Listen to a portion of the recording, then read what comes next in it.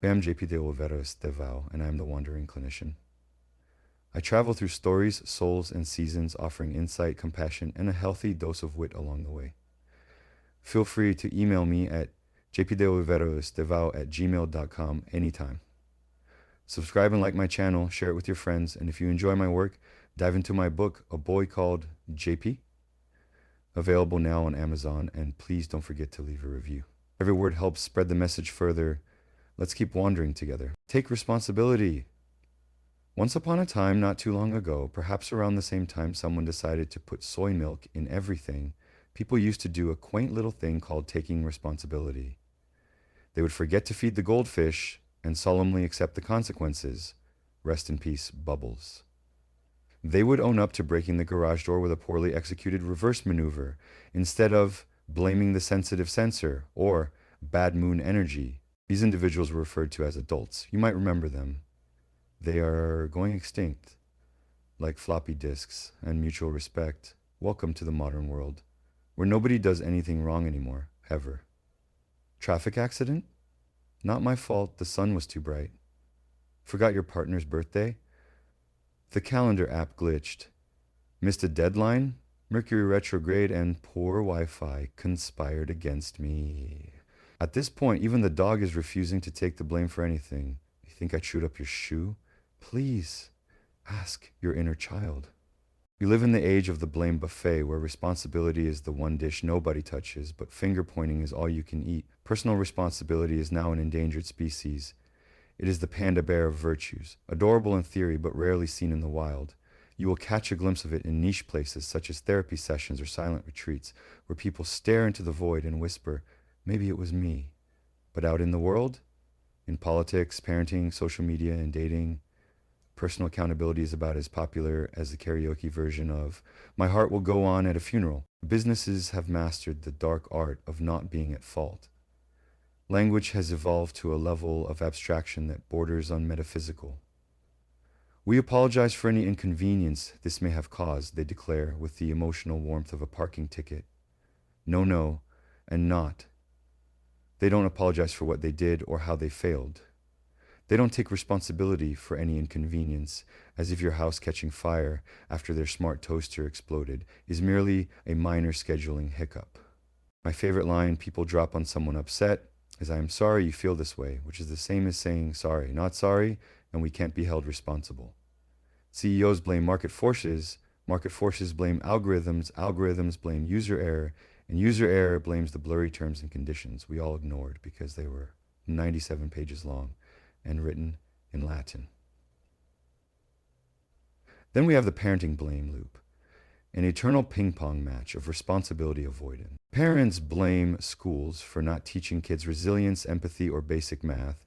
Schools blame parents for sending kids who behave like tiny tsunamis in Jordan sneakers.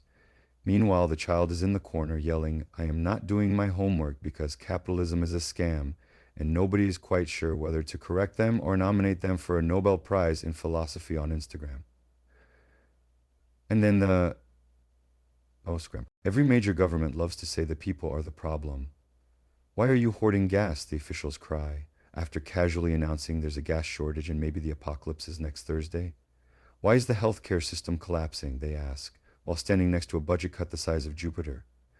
Why aren't people trusting the experts they demand? Right after firing 3 of them and appointing their cousin Ricky, who once read a science blog in 2009. And the people? We blame the government, of course, and the media, and the elites, whoever they are, still unclear. Might be Tom Cruise, Taylor Swift, Kylie Minogue, and a raccoon in a tuxedo at this point. Social media, where nuance goes to die. In every post is a potential courtroom. If someone expresses sadness, the comments fill with accusations. Why are you sad when there's a war happening? If someone expresses joy, must be nice, some of us are suffering. Every tweet is dissected for subtext.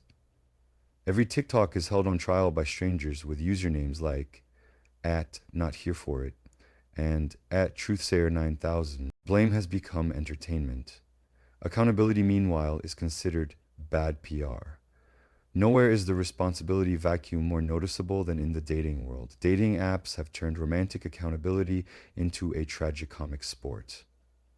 Ghosting is now a valid exit strategy, breadcrumbing, orbiting, and submarining. These are not tactics from a Cold War manual, but relatively normal modern dating behaviors. I'm just working on myself, says the guy who ghosted after 4 months of good mornings and emotionally ambiguous Spotify playlists.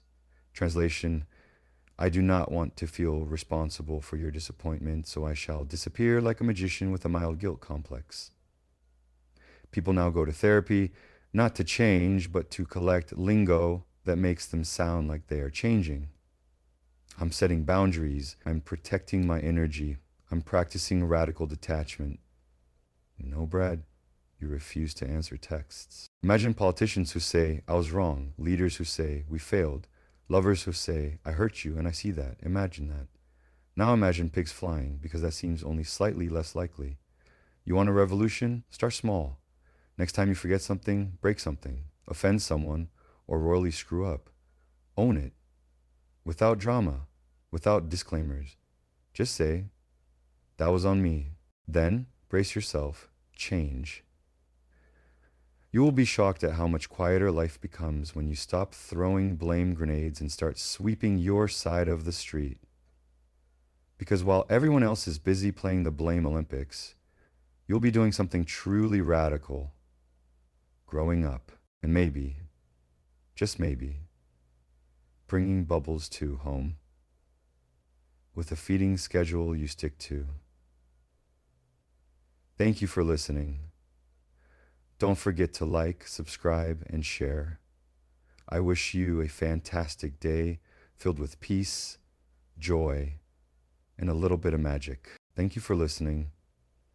Don't forget to like, subscribe, and share. I wish you an amazing day filled with peace, joy, and a little bit of magic.